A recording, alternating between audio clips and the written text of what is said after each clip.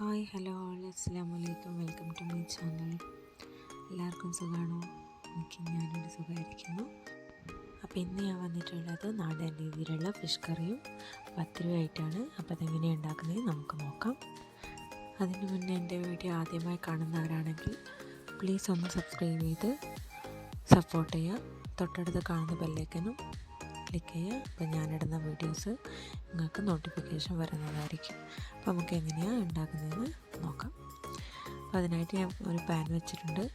അതിലേക്ക് ഓയിൽ ഒഴിച്ച് കൊടുക്കാം. ഓയിൽ ചൂടായി വരുമ്പോഴത്തേനും നമുക്കതിലേക്ക് അരിഞ്ഞു വെച്ചിരിക്കുന്ന സവാള ചേർത്ത് കൊടുക്കാം. സവാള ഇട്ടെടുത്ത് 1-2 മിനിറ്റ് ഒന്ന് വഴറ്റി കൊടുക്കുക. അതൊന്ന് വാടി വരുമ്പോഴത്തേനും വെളുത്തുള്ളി ചേർത്ത് കൊടുക്കാം.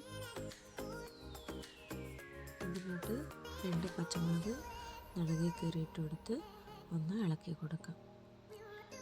അപ്പോൾ അതൊന്ന് വാടി വന്നോട്ടെ. അതിൻ്റെ പച്ചമുളക് ഒന്ന് വാടി വരുമ്പോഴത്തേനും നമുക്ക് ഇതിന് വേണ്ട കൂട്ട് അരച്ചെടുക്കാം. അപ്പോൾ അതിനായിട്ട് ഞാനിവിടെ കുറച്ച് ഇടിമല്ലി എടുത്തിട്ടുണ്ട്. അതൊന്ന് ചെറുതായി ഒന്ന് ചൂടാക്കി എടുക്കാം. നമുക്ക് മല്ലി ചൂടാക്കി എടുത്തതിന് ശേഷം അതിലോട്ട് നമുക്ക് ഇടിമുളക് ഇട്ട് കൊടുക്കാം. അതേ പാനിൽ തന്നെ ഇടിമുളകും ചൂടാക്കിയെടുക്കാം. ഇതൊന്ന് ചൂടാക്കിയെടുക്കാം. ചൂടാക്കിയെടുത്ത് അതിനെ നമുക്ക് മാറ്റി വെക്കാം. ഇത് ചൂടാക്കിയെടുക്കാൻ തന്നെ ശ്രദ്ധിക്കുക. ചൂടാക്കി എടുക്കുമ്പോഴാണ് ഇതിൻ്റെ ടേസ്റ്റ് വരുന്നത്. അപ്പോൾ ചൂടാക്കിയെടുക്കാൻ തന്നെ നോക്കണം. ഇത് നമുക്ക് വറുത്ത് വെച്ച് മുളകൊന്ന് മിക്സിയിലിട്ട് ഒന്ന് പൊടിച്ചെടുക്കാം.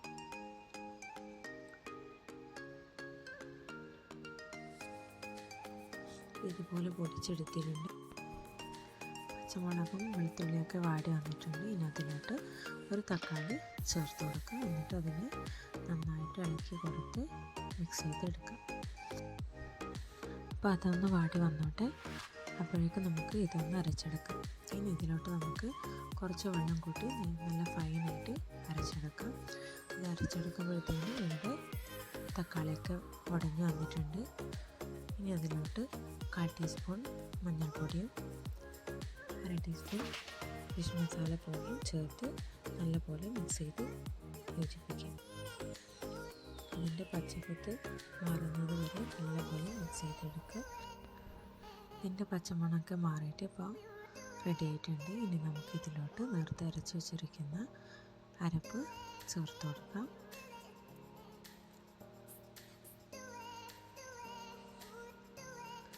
അരപ്പ് ചേർത്ത ഉടനെ വെള്ളം ചേർക്കരുത്. അരപ്പ് ചേർത്ത് 1 മിനിറ്റ് നല്ലപോലെ തിളക്കാൻ വെക്കുക.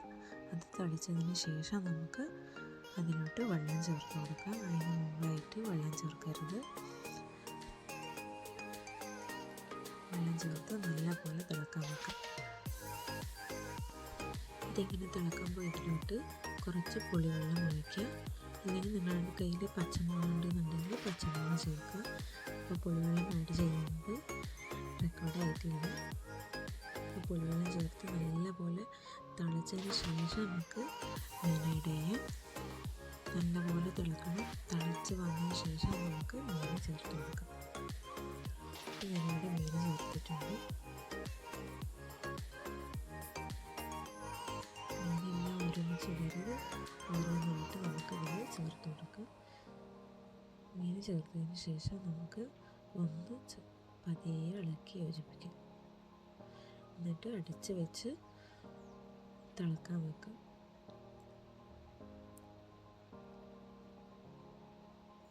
നിങ്ങളുടെ ഫിഷ് മസാല ഇല്ലയെന്നുണ്ടെങ്കിൽ ചേർക്കണമെന്നില്ല. ഫിഷ് മസാല ഇല്ലെങ്കിൽ ഒരു കുഴപ്പമില്ല. കയ്യിലുണ്ടെങ്കിൽ ചേർക്കുക, ഇല്ലെങ്കിൽ വേണ്ട. ചേർത്തില്ല എന്ന് വെച്ചിട്ട് ഒരു കുഴപ്പമില്ല.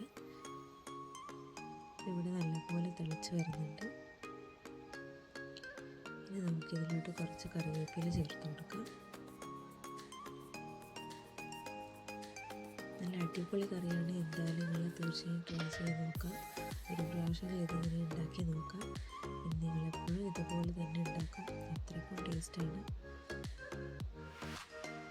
ഇത് നല്ലപോലെ തിളച്ചിട്ടുണ്ട്. മീനൊക്കെ വെന്ത് വന്നിട്ടുണ്ട്. ഇനി നമുക്കിതിലോട്ട് മല്ലിയില ചേർത്ത് ഗ്യാസ് ഓഫ് ചെയ്യാം.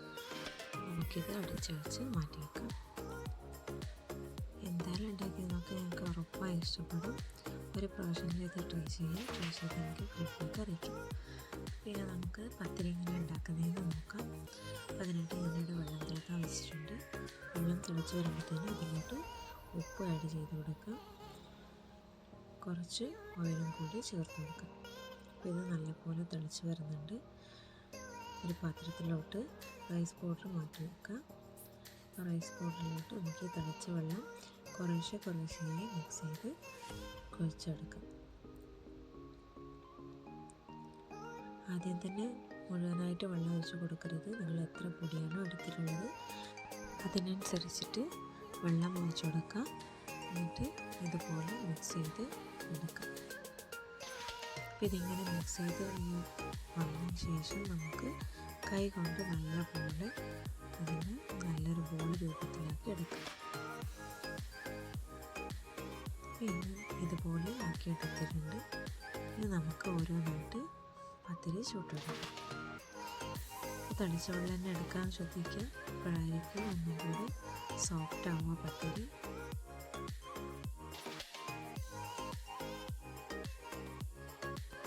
ബിഗിനേഴ്സിനൊക്കെ എളുപ്പത്തിൽ ഇതുപോലെ ഉണ്ടാക്കിയെടുക്കാം.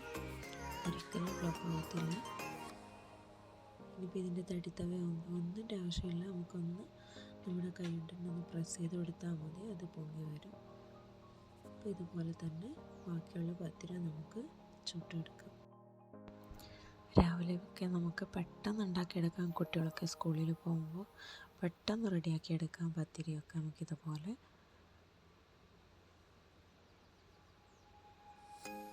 ഇപ്പോൾ പത്തിരി ചുട്ട് കഴിഞ്ഞിട്ടുണ്ട്. അപ്പോൾ അതിനിട്ട് ഞാൻ ചപ്പാത്തി ഉണ്ടാക്കുന്നുണ്ട്. ഇക്കാക്ക് രാവിലെ ചപ്പാത്തിയാണ്. അപ്പോൾ അതിൻ്റെ ഇടയിൽ ഞാൻ ചപ്പാത്തി റെഡിയാക്കുന്നുണ്ട്. ഇപ്പോൾ പത്തിരിയും ചപ്പാത്തിയും ഒക്കെ റെഡി ആയിട്ടുണ്ട്. തീർച്ചയായിട്ടും ഈ ഒരു റെസിപ്പി നിങ്ങളെല്ലാവരും ഉണ്ടാക്കി നോക്കാം. നിങ്ങൾക്ക് എന്തായാലും ഇഷ്ടപ്പെടും. ഒരു പ്രാവശ്യം ഉണ്ടാക്കി നോക്കാം. പിന്നെ നിങ്ങൾ എന്നും ഇതുപോലെ തന്നെ ഉണ്ടാക്കും. അപ്പോൾ വീഡിയോ ഇഷ്ടപ്പെട്ടാൽ ലൈക്ക് ചെയ്യുക, ഷെയർ ചെയ്യുക, നിങ്ങളുടെ അഭിപ്രായങ്ങൾ കമൻറ്റ് ചെയ്യുക. എൻ്റെ വീഡിയോ ആദ്യമായി കാണുന്നവരാണെങ്കിൽ പ്ലീസ് ഒന്ന് സബ്സ്ക്രൈബ് ചെയ്ത് സപ്പോർട്ട് ചെയ്യുക. തൊട്ടടുത്ത് കാണുന്ന ബെല്ലൈക്കനും ക്ലിക്ക് ചെയ്യുക.